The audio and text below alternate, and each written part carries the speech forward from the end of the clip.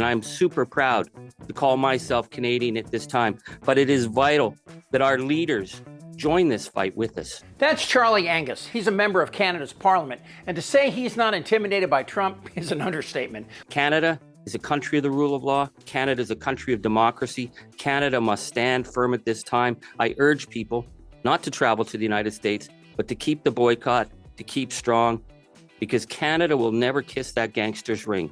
We are true, we are North, we are strong, we are free, we will not bend, and we will not give an inch. We'll hear more from him in a minute. But you know, it's really hard to understand what's behind Trump's obsession with making Canada the 51st state. I mean, they don't want it, Americans don't want it, and I'm not even sure the First Lady understands the problem he's posing. Canada is a great neighbor who tolerates all kinds of stupid shit from us, but nothing like this. I mean, I get why they're our friends, or were our friends. I mean, they're nice people, and most of us are nice people. What would solve the whole thing in the border if they would just start shooting? Only shoot a couple, and they would go home. You think deterrence would work? If they would shoot. I said most of us. But like any nice people, when you F with somebody long enough, well, have you seen Canadian people? They're tough. The first Kachuk fight, this was set up. Here you go. While Fatty McFatty plays golf in Florida, Canadians are hustling, building and growing their nation, their economy, and their diverse collection of metropolitan, rural, indigenous, multi-language peoples. While here in America, we're a nation that revels in our ignorance, where Trump is attacking Americans for speaking more than one language. Only in America would we celebrate stupid. When you get right down to it, we're a nation that speaks English. And I think while we're in this nation, we should be speaking English. They stand back and look. If something like they say, that thing's goggling. It's like a singing, you know. We're kind of like we're singing. Lita said we're singing, not talking, you know. But Trump's attack on Canada could be for a myriad of reasons. I mean, did Melania say Justin's name in the throes of passion? Well, Trump would know because he sleeps in another room. But whatever is causing Trump to threaten Canada isn't working because, as I said, they're tough people. Over the last 3 months, our nation has faced an unprecedented threat from our nearest neighbor. A threat to our borders, a threat to our sovereignty, our threat to our very right to exist as an independent democratic nation. Donald Trump thought we were going to be an easy mark, that we'd be a pushover. Oh, how wrong he was. And now Canada standing up to him has made Canada the front line in the defense against the MAGA ideology. So no wonder Donald Trump and MAGA are feeling pretty angry at Canada. But what concerns me is the targeting of Canadian citizens who are crossing the border to work or to visit.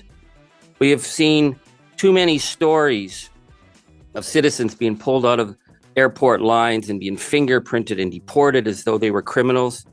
Citizens being kidnapped through illegal detention by ICE. And it's not just Canadians. We see the attack on backpackers, students, doctors, professors. I am here today to say to Canadians to avoid travel to the United States if at all possible, and to call our government to stand up for our Canadian citizens who are being denied their rights by arbitrary detention in the United States today. The Canada must stand up for our citizens and for the rule of law.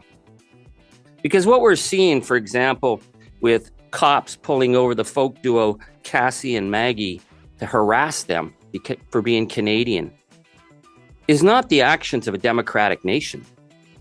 People whose phones are being seized and searched for any kind of incriminating evidence that they're somehow progressive or woke, that's not the actions of a democratic nation. That is the creep of totalitarianism. That is the creep of fascism, and we need to call that out. And here's the thing about threatening people. I was raised by a single mom with 4 older sisters, and I was big for my age, so older kids sought me out and would take my lunch money. One day, my mother found out and said, "Get in the car." We drove to where the bullies were hanging out, and she stopped the car, looked at me and said, "Go get your money." I got out and she drove away. I didn't get my money, but I learned to stand up for myself, and I earned their respect. And that Canadian attitude is in the air, crossing our border and even to points north. I get criticized for what I say, and then everybody else is like, well, how come nobody else is saying anything? Well, figure it out, because they're looking at how many things are being thrown at me, and it's like, maybe I just better duck and cover. That's why you've got everybody just like zip lip, not saying a word, because they're afraid they're going to be taken down, they're going to be primaried, they're going to be given names in the media. You know what? We cannot be cowed into not speaking up. That's Republican Senator Lisa Murkowski, who, like the rest of us, is tired of the weak, cowed MAGA bunch bending over for man-titties angry proclamations. And it's starting to spread. And so it's weird that when Trump sat down for an interview with Fox News, instead of discussing the myriad of issues facing our nation, you know, all the things he promised his sad-eyed, ignorant tribe, like no taxes on overtime, tips, and Social Security, or inflation, or the effect of tariffs on the average American, no, Trump wanted to talk about forcing Canada to be the 51st state. One of the nastiest countries to deal with is Canada. The people that, now this was Trudeau, the people that good old Justin, I call him Governor Trudeau, his people were nasty. And they weren't telling the truth. They never told the truth. You know that, they'd say, well, we don't charge. Well, they do. They charge tremendous. And if you look at dairy products, what they've done to our farmers, I'd go up to Iowa, I'd go up to different places, Nebraska, and they would always complain about Canada, how they get ripped off. Do you know that Canada has a 250% tariff? 250, nobody knows that. They charge us numbers that are crazy. We have a very big deficit with Canada, and there's no reason, much more, we have much more. Just so you understand, we subsidize Canada, and I like Canada. I love Canada. I love Wayne now Gretzky. The Liberal guy, I love his wife. The Liberal Party is going to win now in the next election, most likely.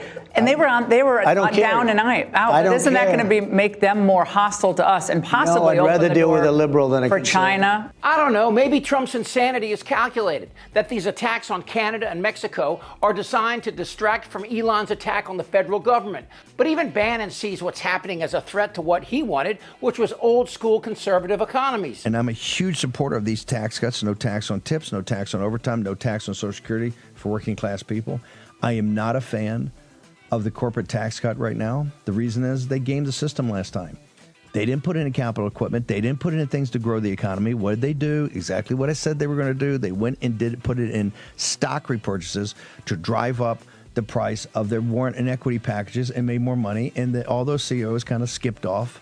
But none of this will happen should Trump actually move forward with annexing Greenland, the Panama Canal, parts of Mexico, or Canada. I mean, it's simply possible that Trump is like those monkeys at the zoo throwing their feces at anyone who walks by. And if that's true, what do regular MAGA people think? Are there enough crazy people out there to make a difference? We'll see. Pierre Poilievre has been endorsed by every MAGA right-wing voice that supports Donald Trump. But what Donald Trump is realizing is getting an endorsement from Donald Trump is political death in Canada. So now he's trying to say he doesn't support Pierre Poilievre. Nobody's buying that. Pierre Poilievre is MAGA. Pierre Poilievre is supporting the same kind of extremist policies that Donald Trump is. And Donald Trump is trying to do Pierre a favor by saying, oh, actually, I don't like Pierre Poilievre.